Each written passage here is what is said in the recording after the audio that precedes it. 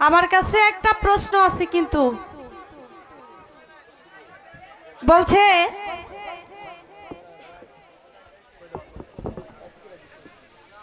একটি গান করেছিলাম মাতাল কবি রাজ্জাক দন সাহেবের গান, সাখী পুরা বোতল দেয়া মারে নেশায় মেতে রই, আমি ওই নেশাতে মাতাল হয়ে যেন মুহাম্মদ নাম কই। এখন বাবাজি বলতেছে মদ তো হারাম জিনিস, এটা নেশা করে মুহাম্মদ নাম বলা। আসলে মাতাল কবি রাজ্জাক দন সাহেব তিনি একজন শুধু লেখক নয়, সাধকও ছিলেন বটে। তিনি তার কথায় এভাবে এই মদ যেটা খাইলে নেশা হয় ওই নেশার কথা তিনি বলেন নাই। একটা হলো মদ আর একটা হলো মদ। মদ যেটা সেটা হলো গুরুর নামের মদ।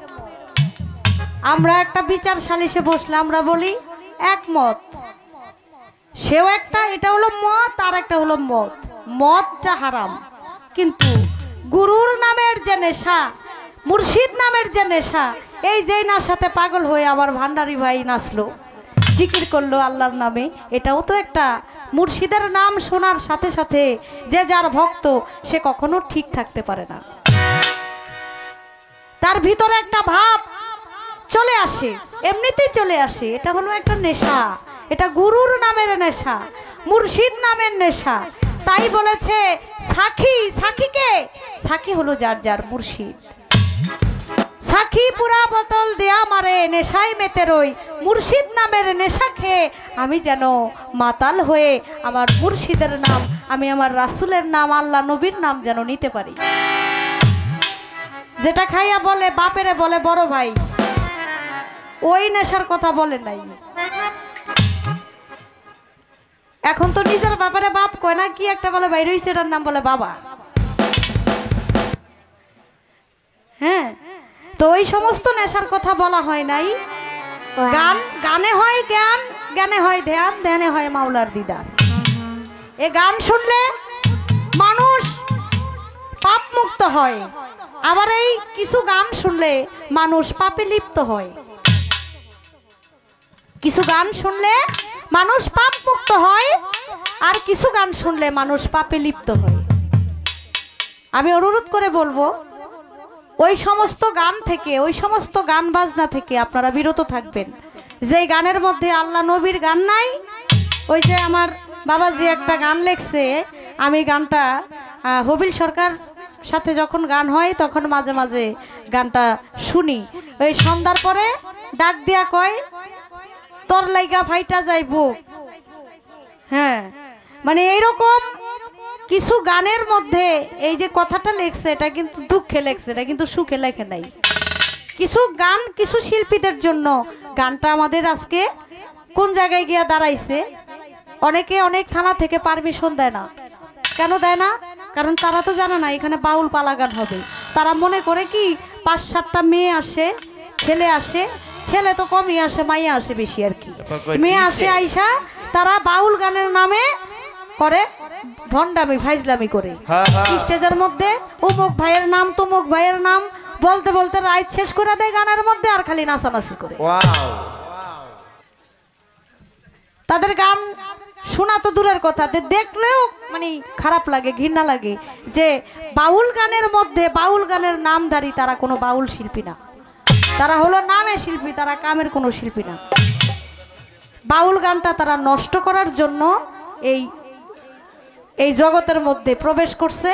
আপনারা তাদেরকে, যারা গান কমিটি এবং আপনারা যারা আছেন তারা একটু সতর্ক হবেন, তাদেরকে আনবেন না। দুইটা ভালো শিল্পী আনবেন, আল্লাহ রাসূলের গুণগান হবে, পীর মুর্শিদের গুণগান হবে, বাবা মার কথা হবে, কিভাবে আমাদের দুনিয়ার থেকে আমরা আমল করে বিদায় নিতে পারি সে কথাবার্তা হবে।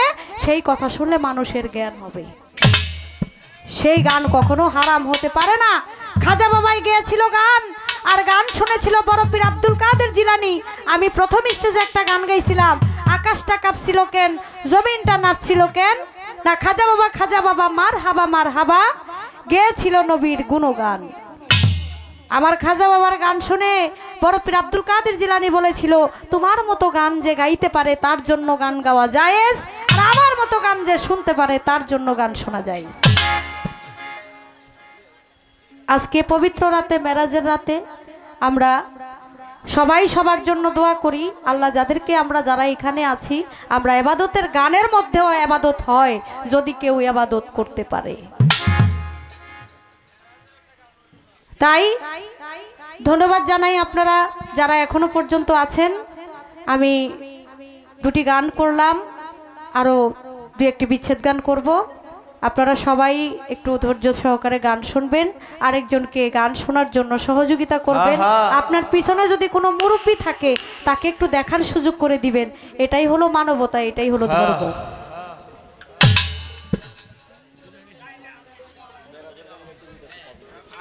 মেরাজের গান গাবো? আচ্ছা, হ্যাঁ হ্যাঁ, আচ্ছা আচ্ছা।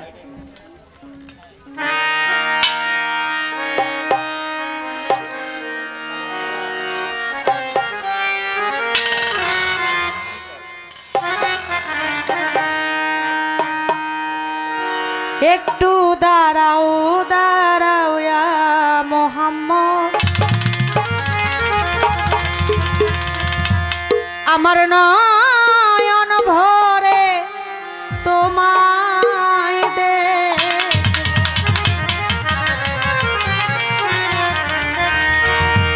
আমার পরাণ ভরে তোমায় দেখব, আমার পরাণ ভরে তোমায় দেখব, দিলের স্বাদ মিটাইয়া তোমায় দেখব, ও মনের স্বাদ মিটাইয়া তোমায় দেখব। একটু দাঁড়াও দাঁড়াও ইয়া মোহাম্মদ, আমার নয়ন ভরে তোমায় দেখব। একটু দাঁড়াও দাঁড়াও ইয়া মোহাম্মদ, আমার নয়ন ভরে তোমায় দেখব।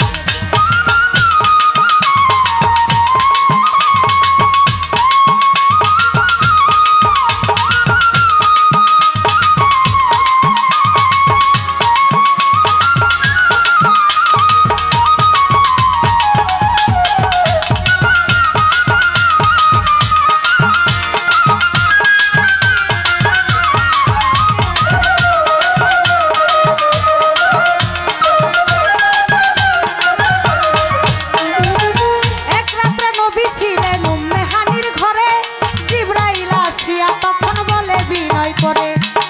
এক রাত্রে নবী ছিলেন উম্মে হানির ঘরে, জিবরাইল আসিয়া তখন বলে বিনয় করে। ডেকেছে আল্লাহ পাকে মেরাজ হবে আপনার সাথে, ডেকেছে আল্লাহ পাকে মেরাজ হবে আপনার সাথে।